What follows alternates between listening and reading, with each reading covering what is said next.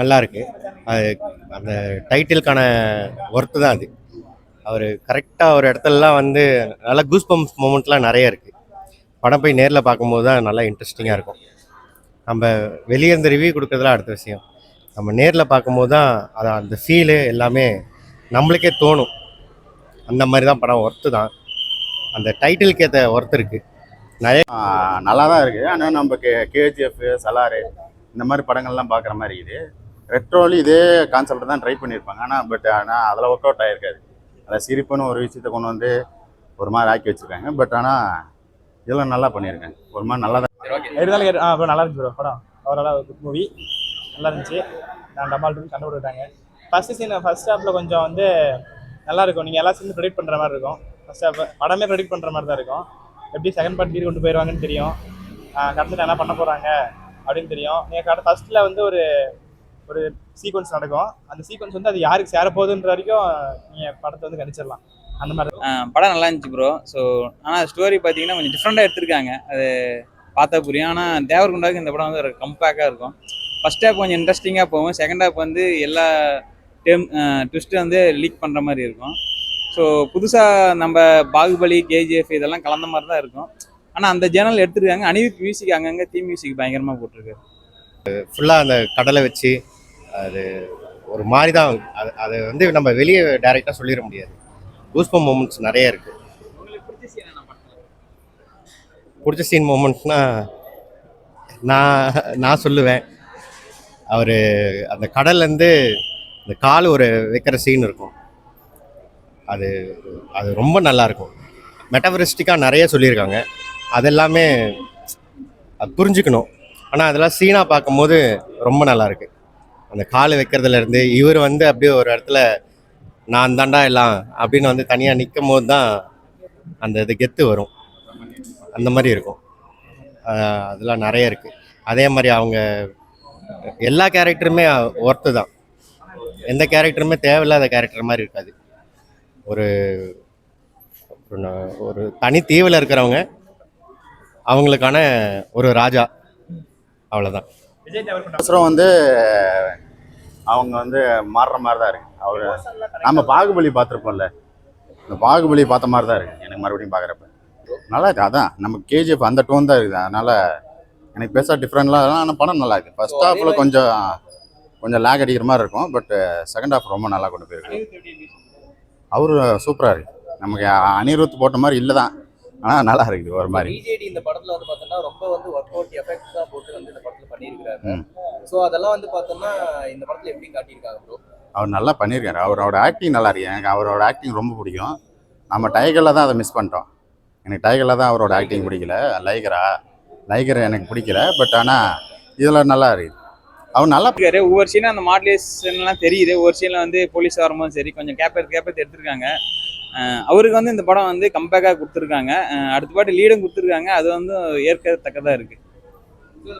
கிளைமேக்ஸில் ஒரு பிஜிஎம் போடுவாங்க. அந்த பிஜிஎமும் ஸ்டார்டிங்கில் ஒரு பிஜிஎம் அந்த பேரில் வர போடுவாங்க.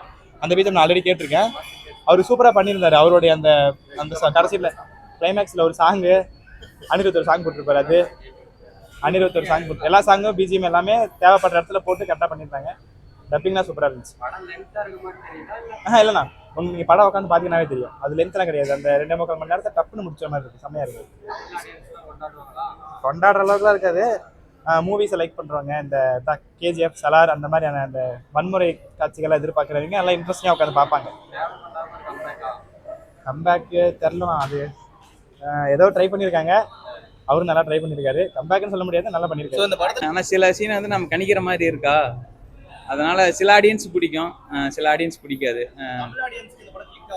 தமிழ் ஆடியன்ஸுக்கு வந்து எல்லாருக்கும் பிடிக்கும்னு சொல்ல முடியாது. மசாலா படம் பார்க்குறீங்க, இது மாதிரி கேஜிஎஃப் இது லைக் பண்ணுறீங்க, ஓரளவுக்கு பிடிக்கும். ஸோ நார்மலாக படம் பார்க்குறீங்க வந்து இது கொஞ்சம் என்னடா அப்படிங்கிற மாதிரி தான் இருக்கும். இப்போதான் ஆக்ஷன் அதிகமாக இருக்கும். இது ஃபர்ஸ்ட்டே சொல்லிடுவாங்க இது வந்து கற்பனை கலந்ததுன்னு. அதனால் நீங்கள் கற்பனையாக மட்டும் பார்க்கணும். ரியல் லைஃப் இது நடக்கணுமா நினச்சிங்கன்னா 0.009% கூட வாய்ப்பு இல்லை. ஏன்னா நம்ம சிரிச்சிக்கலாம் காமெடியில் அது. ஸோ அதே மாதிரி படத்தில் ஹீரோயின் அதிகம் யூஸ் பண்ணலாம், ஏன்னா அந்த கதைக்காக யூஸ் பண்ணியிருக்காங்க. அது வந்து பரவாயில்ல. ஏன்னா நம்ம சில படத்தெல்லாம் யூஸ் பண்ணுவாங்க, எங்களுக்கு ரொமான்டிக் சாங் வச்சுருப்பாங்க, தேவலா சீன் நிறையா இருக்கும், அதெல்லாம் ட்ரிம் பண்ணிட்டு அந்த ஹீரோயினுக்கு என்ன என்ன கதை கொடுத்துருக்காங்களோ அது மட்டும் வச்சுருக்காங்க.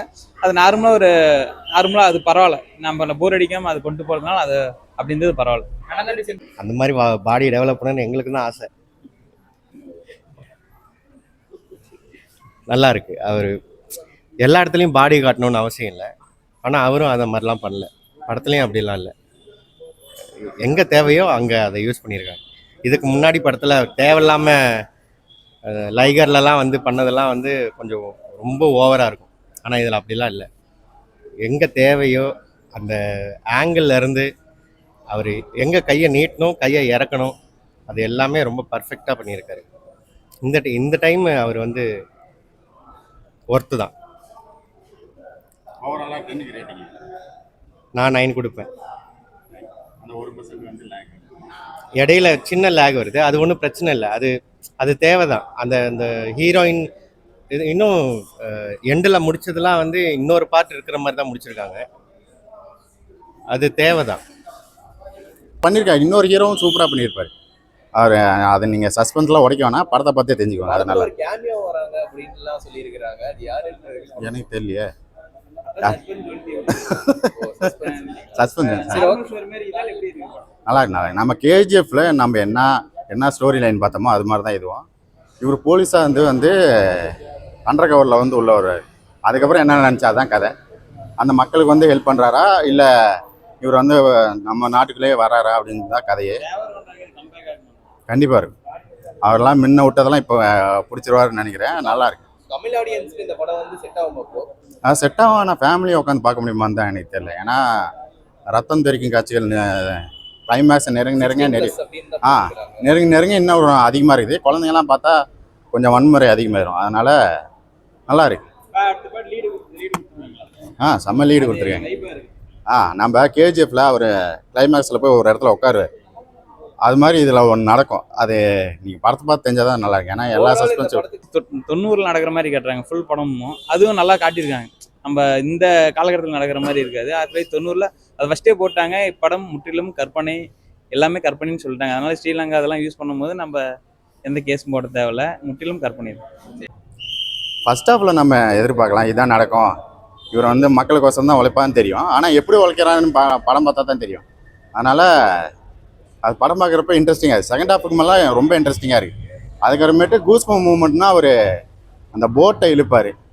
அந்த போட்டை இழுக்கிறது வந்து அவர் ஒரு ஆளாக இழுத்துருவார். சினிமா நம்ம தமிழ் சினிமா இருந்தால் ஒரு ஆளை பிடிச்சி இழுத்து அந்த போட்டை கொண்டு வந்து தண்ணியில் இறக்கி விட்டுருவாங்க. அது ஒரு மாதிரி நம்ம பாகுபலியில் அந்த கயிறை பிடிச்சவொடனே ஒரு கூஸ்பம் மூமெண்ட் கிடைக்கல, அந்த மாதிரி இந்த படத்துலேயும் இருக்குது. அது ரொம்ப சூப்பராக இருக்குது. அந்த சீன் எனக்கு பர்சனலாக ரொம்ப பிடிச்சிருக்கு. ஓவராலாக இந்த படம் உட்காந்து எல்லாரும் பார்க்கலாம். ஆனால் ஃபேமிலி குழந்தைங்க உட்காந்து பார்க்க முடியாது. அவ்வளோதான். 16+ மேலே எல்லாரும் உட்காந்து பார்க்கலாம். கேட்கலாம், ஆனால் அந்த அளவுக்கு வராது. இது ஒரு ஆவரேஜ் தான். ஃபீல் குட்லாம் இல்லை, இது வந்து கலவரமான படம் தான். ஆவரேஜ். அண்ணா சென்டிமெண்ட் வந்து ரொம்ப கனெக்ட் ஆகும். ஏன்னா ஒரு அண்ணனுக்காக தான், இந்த அண்ணனுக்காக தம்பியும் தம்பிக்காக அண்ணனும் போராடுற கதைக்களமாக இருக்கும். அப்புறம் அதுக்கு மேலே அந்த செகண்ட் ஹாஃபில் பார்த்தீங்கன்னா அந்த ஊருக்காக பண்ணுற மாதிரி கட்டியிருப்பாங்க. ஸோ இதெல்லாம் ஓவராலாக வந்து ஃபேமிலியாகவும் பார்க்கலாம். ஒரு அண்ணன் தம்பி உறவு மற்ற இப்போ கேஜிஎஃப்ல வந்து அது மாதிரி காட்டல, இதில் வந்து அண்ணன் தம்பி இது மாதிரி காட்டியிருக்காங்க. நல்லா பண்ணியிருக்காரு. நல்லா எஃபர்ட் போட்டிருக்காரு. முடியல ஆட்டியிருக்காரு, முட்டடிச்சிருக்காரு. எமோஷன்ஸ் வந்து பார்த்தோன்னா கனெக்ட் ஆயிருக்காரு. அண்ணன் தம்பி எமோஷன்ஸ் தான். அது ஃபர்ஸ்ட்ல இது வேற ரொம்ப ஷார்ட். ரேட்டிங்காண்ணா 10க்கு 7. அந்த 3 ஏன்னா லேகு கொஞ்சம் எனக்கு கொஞ்சம் லேகாக இருந்துச்சு, மற்றபடி நல்லா இருந்துச்சு. இல்லை இதுலேயே படத்தை செகண்ட் ஹாஃப்லேயே படத்தை முடிச்சிடணும்னு நான் நினச்சேன். கிளைமேக்ஸில் சரி நீங்கள் 2.25 மணி நேரம் இன்னும் 2:15 படம் முடியும்னு சொன்னீங்களா, சரி இந்த 1/4 மணி நேரத்தில் சண்டை போட்டு படத்தை முடிச்சாங்கன்னு நினச்சா அடுத்த படம் வீடு கொடுத்துருக்கானுங்க. தேவையில்லை நான் நினைக்கிறேன், பட் தேவை. நல்லா இருந்துச்சு.